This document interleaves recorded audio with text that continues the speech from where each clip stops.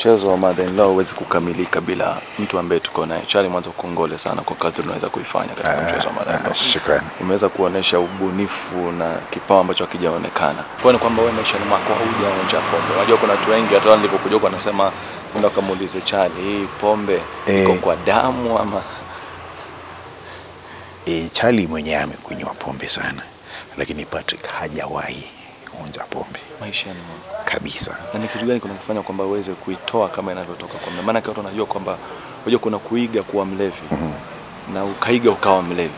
Sasa wewe unaiga na ukawa mlevi katika ni kitu gani kinasaidia? Sasa mimi kama mwigizaji ninapopewa nafasi ya kufanya mchezo ama kuigiza kama mtu ama kitu fulani, mimi huvaa ile tabia ya yule mtu kabisa. Najifanya yule mtu na yule mtu anakuwa mimi kabisa, bila kuonekana ni kama unafanya mchezo. Kwa hivyo niseme ni uzoefu ambao nimeenda nikafanya mazoezi mara kadhaa. Alafu pia ni lazima kuwe mtu mwangalifu, very observant. Unaangalia mlevi, ni nini kinafanya mlevi ajulikane huyu mtu ni mlevi na sio ni usingizi. Kwa sababu unaweza fanya unayumba kama mlevi na unaonekana ni kama wewe uko na usingizi.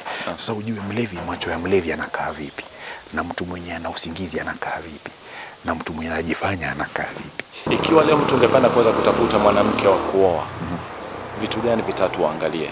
Mwanamke wa kuoa. Number 1, lazima uwe mwanamke mcha Mungu. Sababu mwanamke mcha Mungu ndio mwanamke mwenye adabu. Atakuheshimu kama mume na atakuheshimu kama bwanake, na pia kwa sababu anamcha Mungu pia atakufanya pia wewe uwe mcha Mungu. Namba la pili, mambo yamebadilika. Kwa hivyo kuna mambo mengine lazima mwanamke pia awe amejikakamua. So kwangu mimi lazima mwanamke awe na at least elimu kiasi cha haja. Waona? Mwanamke ambaye hata ukimtumia M-Pesa bwana haendi kuonyesha watu kwamba hebu niambie kumeandikwa nini hapa, bwana siri zote ziko nje kwa majirani, huyo ametumiwa pesa na bwanake. Waona? Lazima awe na elimu kiasi cha haja. Waona? La tatu, kwa sababu pia mimi sio mtu hivi bana. Tall, dark and handsome. You must compliment that. Waona? Now, for those 3 points, yuko kabisa bibi yangu Judy, nakupenda baby.